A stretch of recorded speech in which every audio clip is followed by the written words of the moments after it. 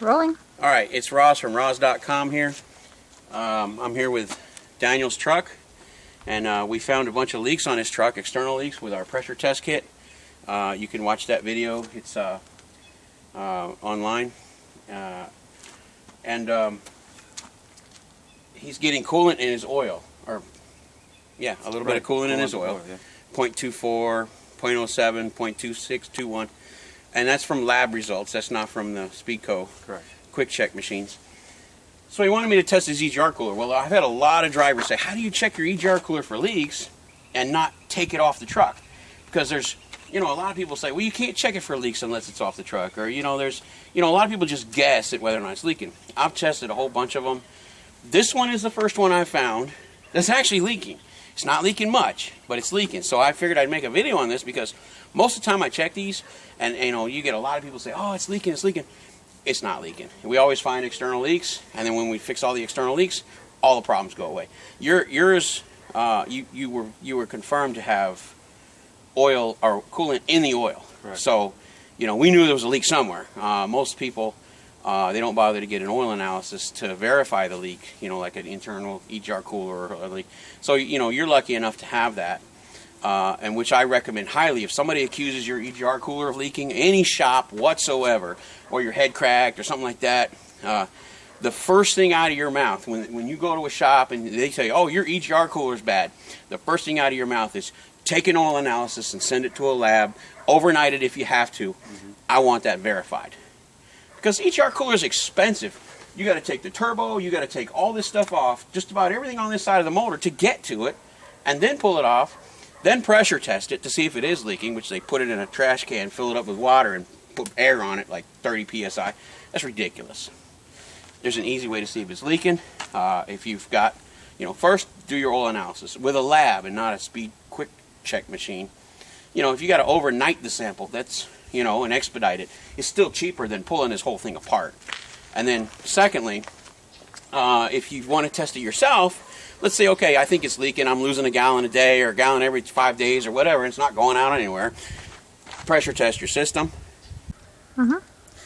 Okay, to pressure test the system, the coolant system, the radiator system, what we did was we took off this radiator cap off the tank here, and I've got this little test kit. It's a, I got it from Amazon. I'm not trying to advertise for the people, but it's just what I use. It's a Astro. I don't know if you can see that thing real good. It's a what it is. This one's a hand pump. I know they make them where they're they're pneumatic, where you can put them on an air compressor. I like the hand pump one. It's just me. It's an Astro, and I'll give it a part number. 78585-01 is this thing. And what it does, it pressurizes your radiator system. You can pump it up like a little bicycle pump. And for his Peterbilt, which is actually, I've seen the Peterbilts and quite a few other trucks use this same adapter. The adapter for it is an Astro pneumatic tool 7858-03 adapter. And what I do is I take it, I put it on here, and I took this regular cap off, just kind of lock it down, put this on here, a little quick connect, like this, pulls back, like that, and that's a relief valve if you want to drain it, if you want to bleed the pressure off. And we just sit here and pump it up like this. You got one of those pressure test kits. I think you can get the darn thing for, less than $100. I know that. I think it's like 40, 50 bucks or something for those two parts. Anyways, what we did was we took off his can so we can get the things easier. You don't have to. And then what I'm going to do, let me grab a flashlight. Come on around here. Got my flashlight. Got a long stick to point things at. What we did was we took this. You know, show this. We took this back fitting off, and we just took a long extension bar. There's a screw that goes here on the back of that EGR cooler, and one at the bottom up in there. I don't know if you want to see that. You want to kind of see that bottom screw right there? Okay, we took that fitting off, we took it loose and pulled it away. There's a flex hose that goes around the back of the motor. We pulled it away and made a gap, and we put this little, I got like a little old Tupperware plastic throwaway thing and made a little pan.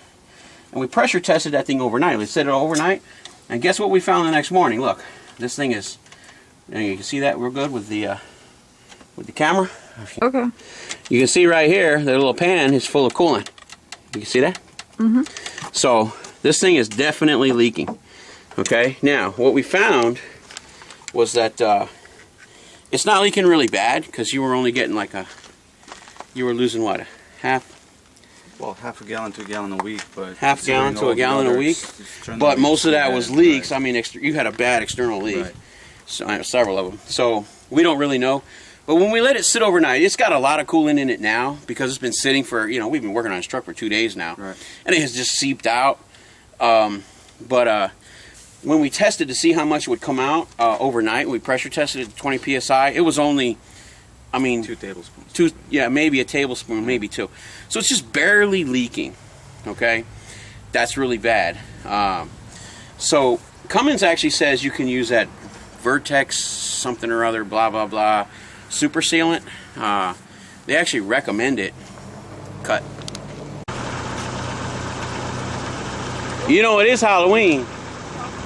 Oh man, you look cool as hell. Do that little dance again? Really? That's our cameraman, S7N. Oh, you're crazy. Okay. I don't recommend using that super sealant at all. I own my truck.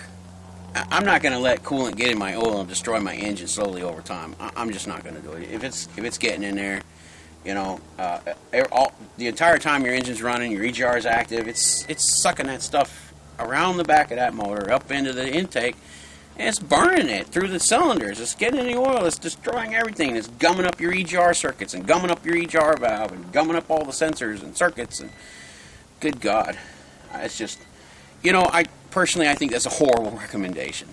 I don't know how they come to that conclusion, but who knows. Daniel's going to go to a zero pressure system. He's going to try and see what happens, I guess, to start. He's always wanted a zero pressure system, so this is a good excuse for that. It's seeping, but it's not really leaking per se. And he thinks that with a zero pressure system, it'll stop leaking. Personally, I would change it anyways, but we're going to find out.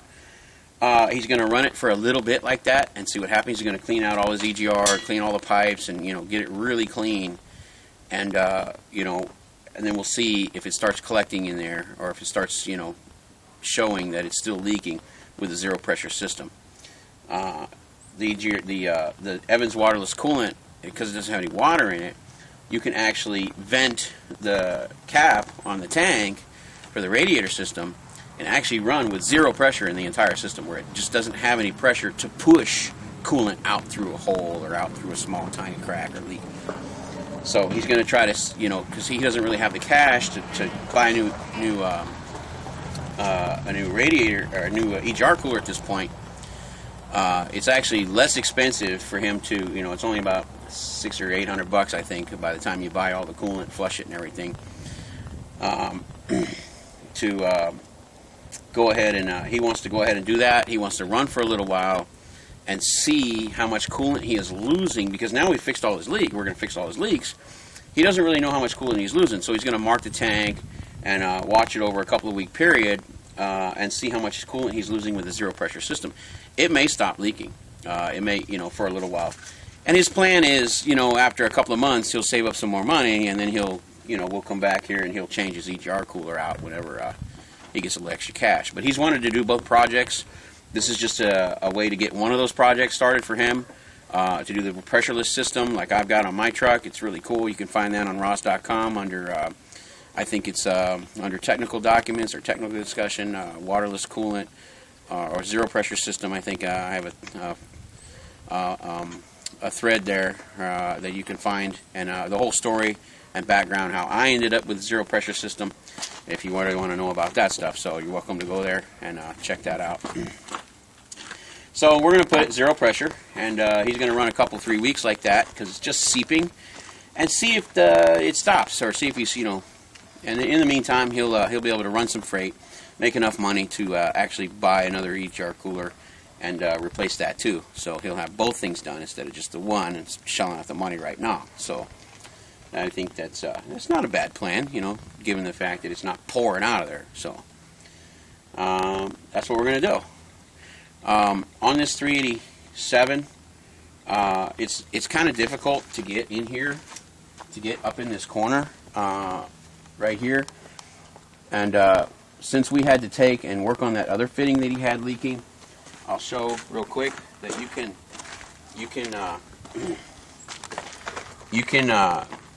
take this floor plate off, and you can get to that same fitting from the back side if you ever need to get to it, or come in here, you know, like we put the catch tray under here like this, and you can get to it right there. That's the back side of it right there, and we put the little pan under there. You can see it's full of coolant now, and that's sort of how we got to it, is we just came in through this.